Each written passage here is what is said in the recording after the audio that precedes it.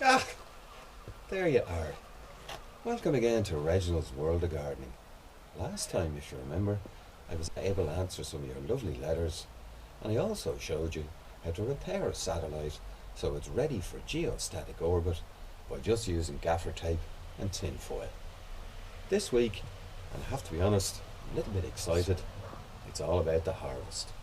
Now, these boys, the brassicas, do you remember them? You might have a look in there, Colette. Cauliflowers are coming along nicely. Don't worry about the pink blush around the top of the cauliflower. That strangely means, given the month of July we've had with all the rain and the wind, that it just had too much exposure to sun. And the pink won't affect the taste, it'll still be sweet and succulent. But these guys, the broccoli, well, the roll of the dice wasn't great on these fellas. The yellow ones mean they've bolted. And yet strangely they're still here. I know, bizarre. They've bolted, but they're still here. Isn't nature just fantastic?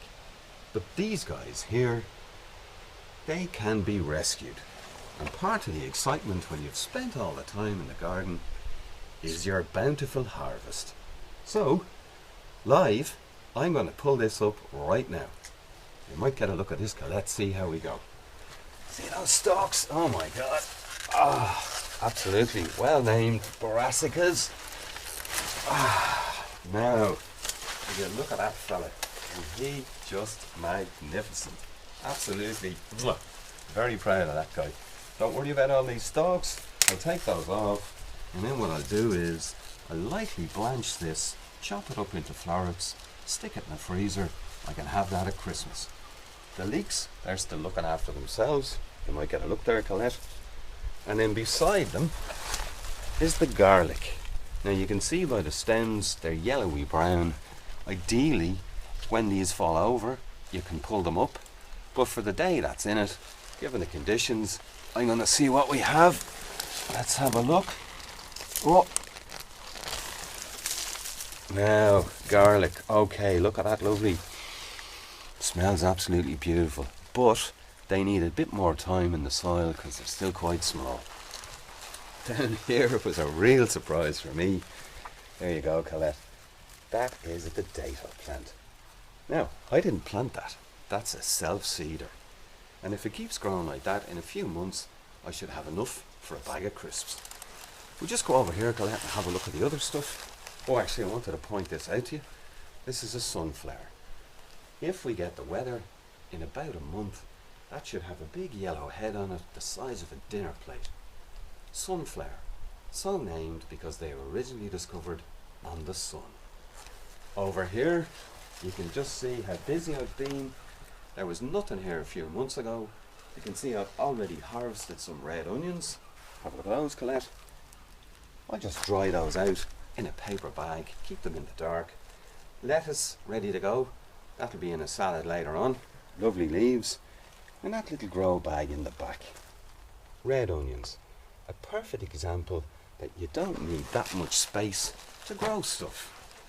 But here now, isn't this just amazing? Can you see those? The tomatoes have really come along, Colette. Actually, I'll just put these down. Bit of excitement. Just come in here, Colette. Careful, careful. Now look at this guy.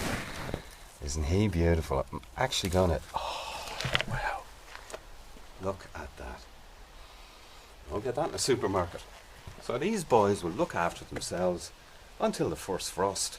And then, of course, I'll harvest them. And if they're not nice and red, I can use them for green tomato chutney, one of my mother's favourites. The spinach, on the other hand, he's really gone to town. But I can still use them, just wilt them in hot water, and they're great for you. Because there's more iron in spinach than there are in oranges. And the thing about spinach is you don't have to peel it. And you remember these guys? Have a look down here, Colette. Much bigger beets now. We might see if we can get one fella out for you today. Let me go and have it. Well, there. Oh, look, a twofer. My Lord. Then don't worry about the stems.